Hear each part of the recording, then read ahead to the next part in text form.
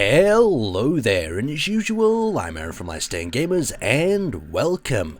So today is Tuesday, the update date for Medieval Engineers, and you're probably wondering what you'll be getting your hands on this week. Well, in this update, we've got a few new blocks, a few new settings, and a whole variety of things that will make you go a little bit more crazy. So the first thing I want to show you is in the gameplay options that's brought up with K, and it is a day and night cycle that is turnable on and off. So if you see I turn this off, you can actually see the trees have stopped flickering, and you can adjust the time itself here. So you can see we've had this setting before, but the night cycle is actually going to cycle through day and night, casting shadows, making them long, making them short, and just really bringing some life towards this setting, something that's going to be really fun in survival.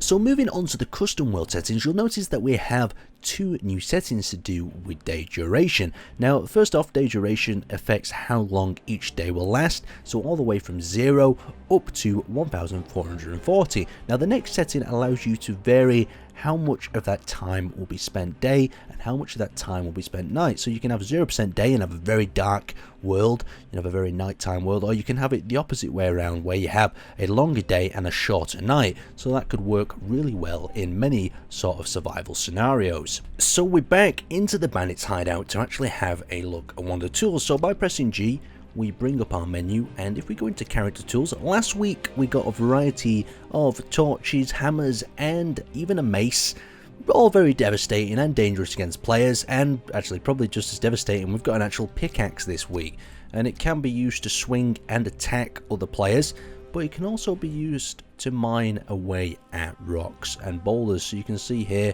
we've actually got a rock that's been selected and been picked up. We can't pick it up or do anything with it at the moment, but you can actually see that we've generated ourselves a boulder, and this is very interesting for survival mode itself. So you can see if we actually come close up to the rock area, it'll start chiseling away at it and creating us some boulders. But if I'm attacking someone, it acts as just a weapon, so it works with a proximity in mind. So if I'm in a proximity to use it as a pickaxe, it'll work as a pickaxe. If I'm in proximity to use it as an attacking tool, it'll work as an attacking tool. Very cool indeed. Now, the next thing I want to show you is the ragdoll animations that have been added to the barbarians, and what's a better way of showing you that than sticking a load of barbarians in a cage and watching them ragdoll apart as they fall into a pit below. So you can see as they fall apart, they're going to be forming, rolling around over the actual items that they've actually formed around. So let's whack another few in this cage here. So we'll place a few in there. There we go. As they smash it apart and smash into each other, you notice the ragdoll effects will take over, and they'll actually start. Oh, Jesus Christ, what's happening here? Got like a hamster wheel. One of them's fallen out. Looks like, is anyone else going to fall out in there? There we go, there's another gone. And there's the final last guy who went flying into the other cage. Let's place another in this cage and have a look at some more ragdoll effects. So there we go. As they start to beat each other up, or they collapse, you can see how they've ragdolled themselves. That guy's hanging over the edge. It's going to add for some really exciting battles as you kick people off sort of castle walls and they roll down the ladders and the siege and the battlements. It's just going to make for so many cool little effects. Let's place another guy in there. Oh, he's already gone. There we go. He's going to collapse into the debris below. It's really, really cool. Let's place a few in this cage to finish it off. I think these guys might manage to escape before they get out. Yeah, there we go. They've dropped out. Oh, and they've all fallen down into the pits of death below and turned into these beautiful little ragdoll animations. There's a little bit more to AI, and I'll show you that in a second. But the next thing I want to show you is the pathfinding for the actual AI themselves. So I've got a number of different barbarians loose around the village, and we're going to see if they can actually pathfind and move around this environment without simply going in straight lines like before. So this was in the updates. We're going to place one here in the compound, and we're going to see how they navigate around. Now, since there's no king statues around, they should just be moving freely and avoiding the buildings. But let's place a king statue up here, for instance, and see what happens. So you can see he's navigating around it, and let's place a new barbarian in, and the new barbarian should have that then logged in their AI, and they're trying to travel up towards it to actually get towards it. But you can see they're navigating around it. Let's make a really hard one. Let's place one in that compound there and see if he moves out of the compound to actually get there. So he's going to smash his way through the cart, because I guess he can't see the cart on his actual sort of AI pathfinding. But he's navigated, he's used the gate, and he's moving up in this direction. He's going to take a right here. Now I want to see if he can use this archway as well.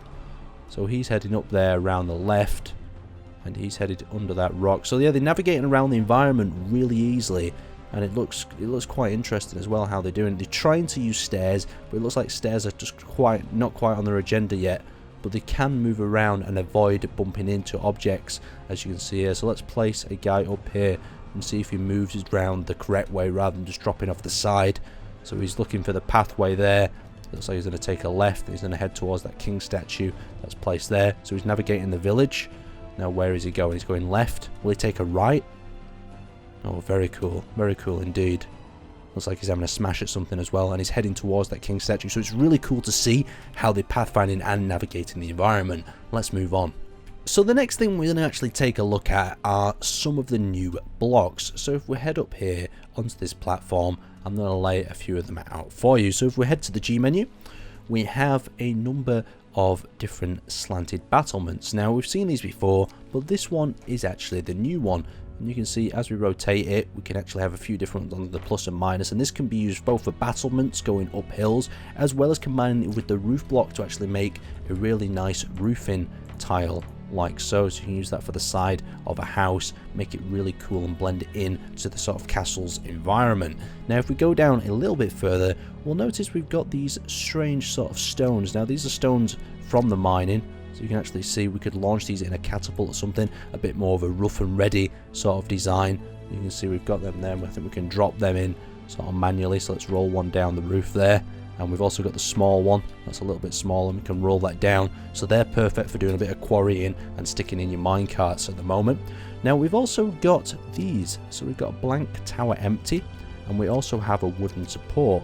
So a wooden support is more useful against sort of flat structures like that, and they just allow you to build out and build a little bit more complicated structures and support buildings that you might not be able to support otherwise. So you could have two structures like this and have a walkway going across, where before it was a little bit difficult. But at the same time, I really want to hear your sort of thoughts on adding in more complete structures like this rather than engineering your own sort of support structures underneath. Let's continue having a look at some of the other blocks. So bring up the menu once again, and we're going to have a look at some of the banners. So we've got a number of banners on the plus menu now. So we've got the small little ones, you can see that we can apply here. We've also got a much larger one, like so. And we've also got red, so we can have enemy factions. We've got that arrowy sort of pointy one, so it's perfect. So it looks like sort of a red versus blue sort of setup here, so you could have two sort of hostile castles towards each other. Now this is what I found really cool, is the wall torch. Now I saw this a while ago in the early access, and I just really like the idea of it. You can clamp it on both sides of a doorway, and it's using the smaller inner blocks, so you're not limited to put it actually in the center of a bigger block like you would have to in Space Engineers. So technically you can place one there, one there, and one there, so you'd have three next to each other, creating some really cool looking structures. So to conclude, it's been another rather exciting patch for Medieval Engineers, and I really can't wait to see what they're going to be coming up with next. So I'd like to thank you guys for watching, and I'll see you next time.